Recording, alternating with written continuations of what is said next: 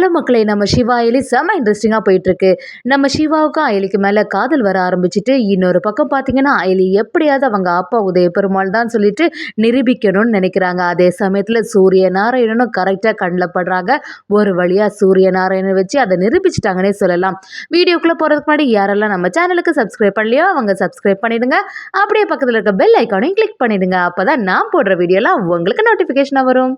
எல்லாரும் குடும்பமாக சாப்பிட்டுட்டு இருக்கும்போது ரித்திகா மட்டும் லேட்டாக எழும்பி வராங்க. அதே சமயத்தில் யாரையுமே மதிக்காமல் இந்திராணியோட சேர்லேயே உட்காந்துடுறாங்க. அதை பார்த்த உடனே எல்லாருமே எதுக்கு இந்திராணி சேர்ல இருக்கா அப்படிங்கிற மாதிரி கேட்க ஆரம்பிக்கவும், ரித்திகாவும் இந்த சேர்ல இருந்ததுக்கே நீங்கள் இப்படியெல்லாம் சொல்கிறீங்களே, கூடிய சீக்கிரத்தில் சிஇஓ ஆக போகிறேன் அப்படின்னு சொல்கிறாங்க. இதை கேட்ட உடனே எல்லாரும் ஷாக் ஆயிடுறாங்க. அது மட்டும் இல்லாமல் இந்திராணி இன்னொரு வீட்டுக்கு போனவங்க, நான் இந்த வீட்டோட வாரிசாக மேரேஜ் பண்ணிட்டு வந்தவன், அதனால் எனக்கு மட்டும்தான் அந்த உரிமை இருக்குது அப்படிங்கிற மாதிரி ரித்திகா பேச ஆரம்பிக்கிறாங்க.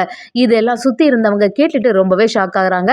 அதே சமயத்தில் இந்திராணி அந்த இடத்துக்கு வராங்க. வரும்போது ரித்திகாவை பார்த்த உடனே ரித்திகா அவங்களே எதிர்த்து பேசுகிறாங்க. ரித்திகா இந்திராணி கிட்ட இந்த சேர்ல இருக்கிறதுக்கே இப்படியெல்லாம் பேசுகிறீங்களே, கூடிய சீக்கிரத்தில் நான் இந்த கம்பெனியோட சிஇஓ ஆக போகிறேன் அப்படின்னு சொல்கிறாங்க. இதை கேட்ட இந்திராணியும் அதெல்லாம் ஆகிறதுக்கு பக்குவம் வேணும், அந்த பக்குவம் உங்ககிட்ட எல்லாம் இல்லை அப்படின்னு சொல்கிறாங்க. அதே சமயத்தில் ரித்திகாவும் உங்களை விட இந்த கம்பெனியை நல்லபடியாக நடத்தக்கூடிய திறமை என்கிட்ட இருக்குது அப்படிங்கிற மாதிரி ரித்திகா இந்திராணியை எதிர்த்து பேசிகிட்டு இருக்காங்க. இதெல்லாம் பக்கத்துல இருந்து பார்த்த அயலி சும்மா விடுவாங்களா? அப்படியே அயலி அவங்கள்ட்ட வந்து எவ்வளோ தைரியம் இருந்தால் அவங்களை எதிர்த்து பேசுவா, இப்படிலாம் பேசிட்டு இருக்காது ரித்திகா, இதுக்கு மேலே பேசினேன்னா நடக்கிறதே வேற அப்படிங்கிற மாதிரி கோபப்படுறாங்க. நம்ம சிவாவும் அதை பார்த்துட்டு அயலி உனக்கு தான் ஏதோ ஒர்க் இருக்குல்ல, அதை போய் பார்க்க வேலையை பாரு, இதுக்கு மேலே அயலி நின்னானா கண்டிப்பாக ஏதாவது பண்ணிடுவான்னு சொல்லிட்டு நம்ம சிவாவும் அயலியை சமாதானப்படுத்தி விடுறாங்க. அயலியும் அந்த இடத்த விட்டு போயிடுறாங்க. கரெக்டாட்டு ரித்திகா அந்த சேர்ல இருந்து அப்படியே வலிக்கு கீழே விழுந்துடுறாங்க. அதை பார்த்த உடனே சுற்றி உள்ளவங்க எல்லாருமே சிரிக்க ஆரம்பிக்கிறாங்க. ரித்திகாவும் இப்படி நான் கீழே விழுந்ததுக்கு இப்படி தான் சிரிப்பீங்களா சொல்லிட்டு அசால்ட்டாக அந்த இடத்த விட்டு போயிடுறாங்க. இன்னொரு பக்கம் பார்த்தீங்கன்னா நம்ம அயலியை சிவாவுக்கு பிடிக்க ஆரம்பிக்குது. சிவாவும் அயலியை பார்த்து என்ன உனக்கு எந்த மாதிரிப்பட்ட ஹஸ்பண்ட் வேணும் அப்படின்னு கேட்கவும், அயலியும் அதுக்கு நீங்கள் முதல்ல பதில் சொல்லுங்கள், உங்களுக்கு எந்த மாதிரிப்பட்ட ஒய்ஃப் வேணும் அப்படின்னு கேட்குறாங்க. அதுக்கு சிவாவும் நான் போடுற பாலை எனக்கே நீ திருப்பி விடுறியா, இப்போ பாரு அதை எப்படி சிக்ஸ் அடிக்கிறேன்னு சொல்லிட்டு ஒவ்வொன்றா சொல்ல ஆரம்பிக்கிறாங்க. எனக்கு ரொம்பவே அமைதியான பொண்ணு தான் பிடிக்கும், கோபமே வரக்கூடாது என்னோட ஒய்ஃபுக்கெல்லாம் அப்படிங்கிற மாதிரி சொல்கிறாங்க. அதை கேட்டு அயலியா அப்படியே ஷாக் ஆகிடுறாங்க. அப்படியே அவங்க வருத்தப்பட ஆரம்பிக்கிறாங்க. முகத்திலேயே அந்த டென்ஷன் தெரிய ஆரம்பிக்குது. இதெல்லாம் கவனிச்ச சிவாவுக்கு கொஞ்சம் சந்தோஷமா இருக்கு. அது மட்டும் இல்லாம நான் கண்டிப்பா மேரேஜ் பண்ணக்கூடிய பொண்ணு சாந்த சுரபியா இருக்கணும், ரொம்பவே அமைதலா இருக்கணும் அப்படின்னு சொல்றாங்க. அதே சமயத்துல இன்னொரு முக்கியமான விஷயம், ஒல்லியாவே இருக்கக்கூடாது, ரொம்ப ஜப்பியா இருக்கணும் அப்படிங்கிற மாதிரி சொல்றாங்க. இதை கேட்ட உடனே அயலி அப்படியே டென்ஷன் ஆகுறாங்க. அயலியோட முகமே மாறி போயிடுது. இதை கவனிச்சு நம்ம சிவாவுக்கு கொஞ்சம் சந்தோஷமா இருக்கு. அயலியும் நம்மளை லவ் பண்ண ஆரம்பிச்சிட்டாலோ அப்படின்னு யோசிக்க ஆரம்பிக்கிறாங்க. அப்படி இருந்துட்டு இருக்கும்போது நம்ம அயலியும் ரொம்ப கோபத்தோட அந்த ரூமை விட்டு வெளியில போறாங்க. அல்ல எல்லா குடும்பமும் சூழ்ந்து இருக்கும்போது நம்ம பாவையும் இந்திராணி கிட்ட வந்து எனக்கு டான்ஸ் காம்படிஷன் இருக்கு, யாராவது எனக்கு டான்ஸ் சொல்லி கொடுங்களேன் அப்படின்னு கேட்குறாங்க. அதுக்கு இந்திராணியும் யாருக்கு தான் இங்கே தெரியும் அப்படின்னு சொல்லிட்டு யோசிச்சுட்டே இருக்காங்க. கரெக்டாட்டு நம்ம அயலியும் வராங்க. அப்படியே அயலியை பார்த்த உடனே இந்திராணியும் பாவிக்கு டான்ஸ் காம்படிஷன் இருக்கு ஸ்கூல்ல, நல்லபடியாக டான்ஸ் சொல்லி கொடுப்பியா அயலி அப்படின்னு கேட்கவும் நம்ம சிவாவுக்கு சிரிப்பு வந்துடுது. எப்படியாவது இந்த அயலியை மாட்டி விட்டுற வேண்டியதான் அப்படின்னு சொல்லிட்டு யோசிக்க ஆரம்பிக்கிறாங்க. அப்படியே இந்திராணி கிட்ட நீங்க சொல்றது எல்லாமே கரெக்டு தான், அயலிக்கு நல்லபடியாக டான்ஸ் ஆட தெரியும், அதனால அவளே பாவைக்கு சொல்லி கொடுத்துருவா, நீங்க எதுவும் கவலைப்படாதுங்க அப்படின்னு சொல்ல ஆரம்பிக்கிறாங்க. இதெல்லாம் சைட்லேருந்து பார்த்துட்டு இருந்த ரித்திகா பயங்கரமாக டென்ஷன் ஆகுறாங்க. எல்லாமே இந்த அயலியை தான் புகழ்ந்து சொல்றாங்க. தேவையில்லாத வேலையெல்லாம் பண்றாங்க, எவ்வளோ தைரியம் இருந்தால் இந்த அயலியை தலையில தூக்கி வச்சுட்டு ஆடுறாங்க அப்படிங்கிற மாதிரி ரித்திகா யோசிக்கிறாங்க. இன்னொரு பக்கம் பார்த்தீங்கன்னா இந்திராணி எவ்வளோ கேட்டாலும் அயலியும் கொஞ்சம் தயங்குறாங்க. எனக்கெல்லாம் கொஞ்சம் டான்ஸ் வராது, நான் இப்போதைக்கு சொல்லி கொடுக்கல அப்படிங்கிற மாதிரி சொல்லவும் இந்திராணியும் பாவையும் விடுற மாதிரி இல்லை, கண்டிப்பா சொல்லி கொடு அயலி, உனக்கு தெரிஞ்சதை சொல்லி கொடுத்தா போதும் அப்படின்னு சொல்லவும் நம்ம சிவாவும் அயலிக்கிட்ட சொல்லிகிட்டே இருக்காங்க. டான்ஸ் தான் உனக்கு தெரியுமே, நல்லபடியாக சொல்லி கொடுக்க வேண்டியதானே அப்படின்னு சொல்லவும் பாவையும் ரொம்ப சந்தோஷம் ஆகுறாங்க. சரி டான்ஸ் ஆடுறதுக்கு ரெடியா அப்படிங்கிற மாதிரி யோசிக்கும் போது அயலியும் பாவைக்கிட்ட ஏதோ எனக்கு கொஞ்சம் தெரியும், அதை சொல்லி கொடுக்குறேன், உன்னோட டான்ஸ் டீச்சர் மாதிரி என்னால் ஆட முடியாது அப்படிங்கிற மாதிரி சொல்கிறாங்க. அதே சமயத்தில் சலங்கி ஒரு இடத்துல இருக்குது. அதை பார்த்துட்டு இருந்த ரித்திகாவும் எப்படி அது இந்த அயலியை ஏதாவது பண்ணணுமேனு யோசிச்சுட்டு அந்த சலங்கியில் உள்ள ஒரு இதை எடுக்கிறாங்க. எடுத்து அப்படியே கீழே போடுறாங்க.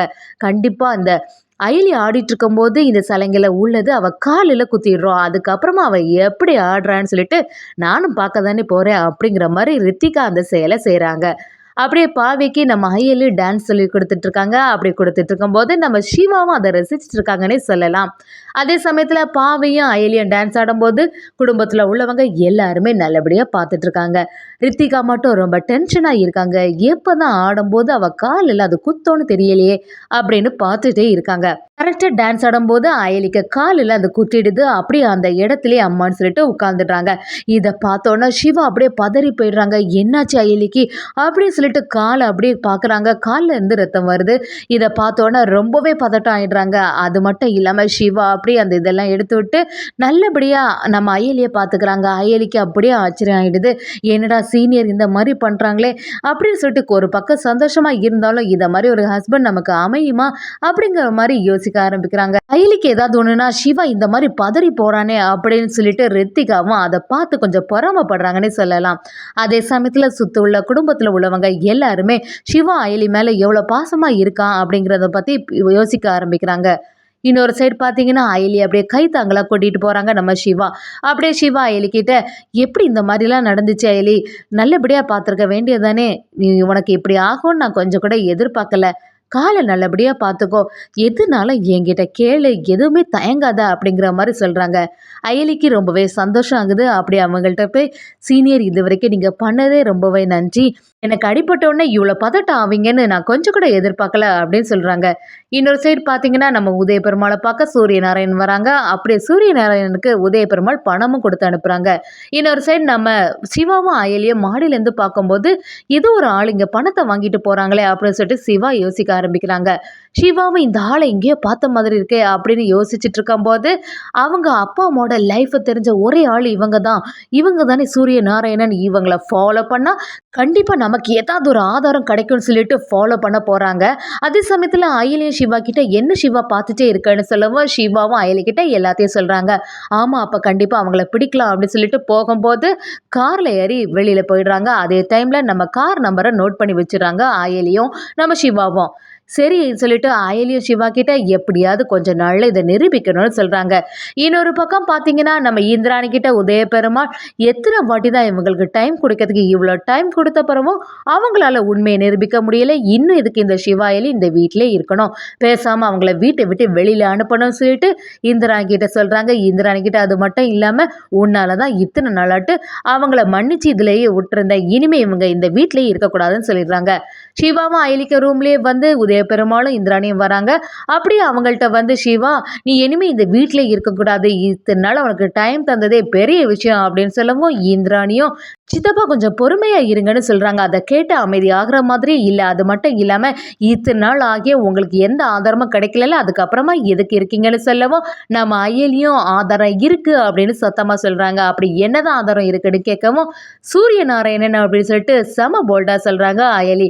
அதை கேட்ட உடனே அப்படியே உதயபிரா ஷாக் ஆயிடுறாங்க. ஏதோ ஒரு விஷயம் இவங்களுக்கு தெரிஞ்சிட்டு கண்டிப்பா அப்படின்னு சொல்லிட்டு நம்ம உதய பெருமாள் அப்படியே நெஞ்சில கை பிடிச்சு கீழே விழ போறாங்க. நம்ம இந்திராணி கை தாங்கலாட்டு அவங்கள ரூமுக்கே கூட்டிட்டு போயிடுறாங்க. இந்த விஷயத்துல இந்திராணிக்கு கொஞ்சம் டவுட் வந்துடுன்னே சொல்லலாம்.